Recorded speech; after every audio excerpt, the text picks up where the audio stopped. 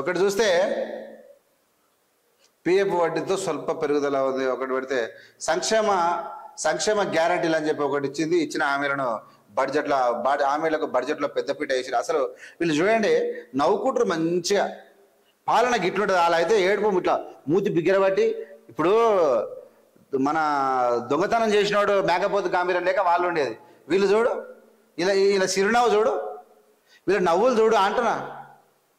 ఇది పాలన అంటే, ఇది ఒక చిత్తశుద్ధి అంటే. ఎట్లా నవ్వుతురు చూడండి అంటున్నా. వాళ్ళ ఆలోచనలో ఎక్కడ కలుషితం కనబడుతుందా? ఇక్కడ ఏమన్నా నిజమైనటువంటి పాలకులు, నిజమైనటువంటి పేదల మనుషులు గిట్ల ఉంటారు. నేను ఎప్పటి నుండి చెప్తా ఉన్నా, మీరు ఏవిఎం ఛానల్ చాలా చిన్న ఛానల్ అయినా పెద్ద ఛానల్ చెప్పిన అనేక విషయాలు చెప్పింది.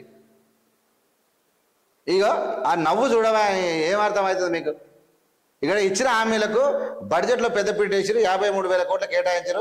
సంక్షేమమే లక్ష్యం అనుకున్నారు. ప్రజల జీవితాల్లో గుణాత్మకత మార్పు తెస్తామంటున్నారు. అందుకోసం ఎలాంటి త్యాగాలకైనా సిద్ధం అంటున్నారు. ఇక్కడ జాగా ఉన్న వారికి ఇంటి నిర్మాణానికి 5 లక్షలు ఇస్తామంటారు. ఉస్మానియా ఆసుపత్రికి కొత్త భవన నిర్మాణం కూడా చేస్తారంట. వారెవ్వ ఏందా ఇది?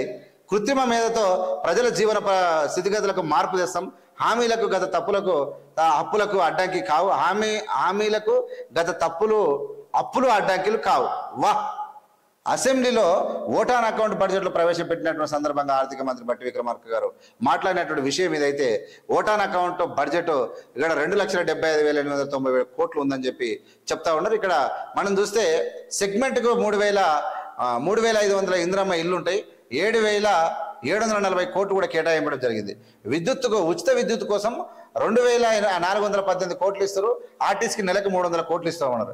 ఇక పశ్చిమ బెంగాల్ తరహాలో పంటల బీమా పథకం కూడా అమలు చేస్తూ ఉన్నారు. కొత్తగా 2 పథకాలు మండలానికి పబ్లిక్ స్కూల్ కూడా పెడతా ఉన్నారు. మూసి ప్రక్షాళనలకు 1000 కోట్లు ఇచ్చారు. 3 జోన్లుగా ప్రణాళికలు అని చెప్పి ఒకటి చేస్తే గురుకుల స్కూళ్ళ శాశ్వత భవనాలు ఇక్కడ కేసీఆర్ను మామూలుగా విమర్శించపోయేది. ఒక్క గురుకులం అన్న కట్టిర్రా, ఒక్క దవాఖాన కట్టిర్రా అని ప్రశ్నిస్తుంటే ఏం చేయాలి అర్థం చూడు. వచ్చే రాకడే గురుకులకు శాశ్వత భవనాలు అంటే ఇది ఏవిఎం ఛానల్ తప్ప ఏడరాదు. ఎట్టి క్వశ్చన్లు నావి పరిసర తుపాకుల వర్షం కురిపించిన నేను 1,250 కోట్ల రూపాయలు పెట్టి శాశ్వత భవనాలు కడితే కళ్ళకు అద్దుకోరా ప్రభుత్వాన్ని? కళ్ళకి అద్దుకుంటారు. వారెవ్వ 4 నెలల ఓటాన్ అకౌంట్ వ్యయము 78,911 కోట్లు. Very good.